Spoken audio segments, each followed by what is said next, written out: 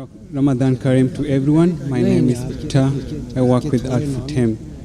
My first question, I have a few questions to ask. Who is God?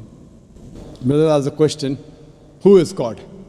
And this is the same question that was asked by the Christians to Prophet Muhammad Sallallahu Alaihi Wasallam. And he was, what should I answer? We can keep on speaking about God. Then the revelation came. Surah Ikhlas, chapter number 112, verse number 1 to 4. Kul huwallahu ahad. Say He's Allah one and only.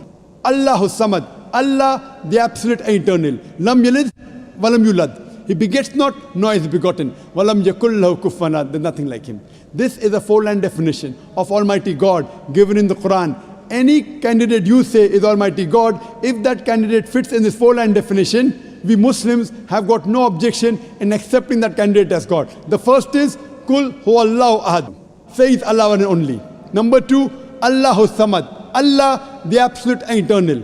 Lam yalid walam yulad. He begets not, nor is he begotten. Walam yakullahu kufuwan ahad. There's nothing like Him. This is the four-line definition of Almighty God. Whoever you worship and say is God, if he fits in this four-line definition, we Muslims have got no objection in accepting that person as God. Hope that answers the question.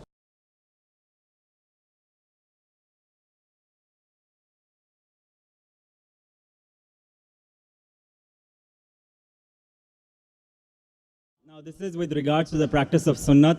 I am told that it is actually emulating the practices done by Prophet Muhammad.